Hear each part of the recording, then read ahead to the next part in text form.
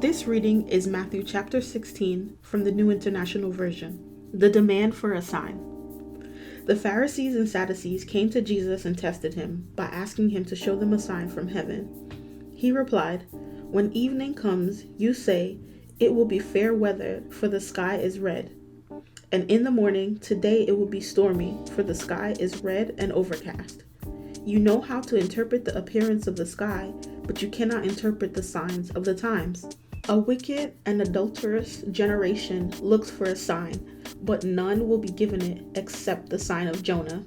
Jesus then left them and went away. The yeast of the Pharisees and Sadducees. When they went across the lake, the disciples forgot to take bread.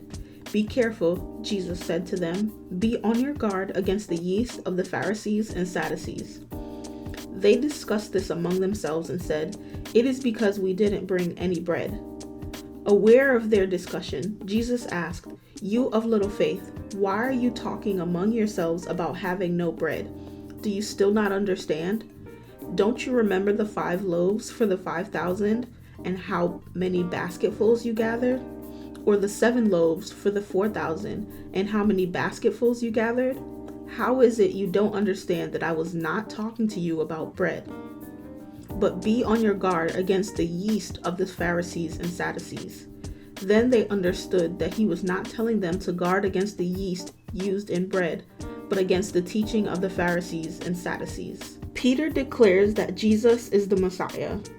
When Jesus came to the region of Caesarea Philippi, he asked his disciples, "Who do people say the Son of Man is?" They replied, "Some say John the Baptist, others say Elijah, and still others Jeremiah or one of the prophets." "But what about you?" he asked. "Who do you say I am?" Simon Peter answered, "You are the Messiah, the Son of the living God." Jesus replied, "Blessed are you, Simon, son of Jonah, for this was not revealed to you by flesh and blood, but by my Father in heaven. And I tell you that you are Peter, and on this rock I will build my church, and the gates of Hades will not overcome it. I will give you the keys of the kingdom of heaven. Whatever you bind on earth will be bound in heaven, and whatever you loose on earth will be loosed in heaven." Then he ordered his disciples not to tell anyone that he was the Messiah. Jesus predicts his death. From that time on, Jesus began to explain to his disciples that he must go to Jerusalem and suffer many things at the hands of the elders, the chief priests, and the teachers of the law, and that he must be killed and on the 3rd day be raised to life. Peter took him aside and began to rebuke him. "Never, Lord," he said, "this shall never happen to you."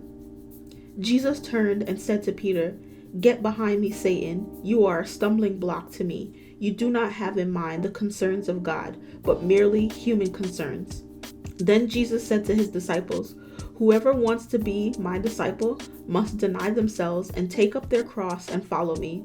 For whoever wants to save their life will lose it, but whoever loses their life for me will find it. What good will it be for someone to gain the whole world yet forfeit their soul?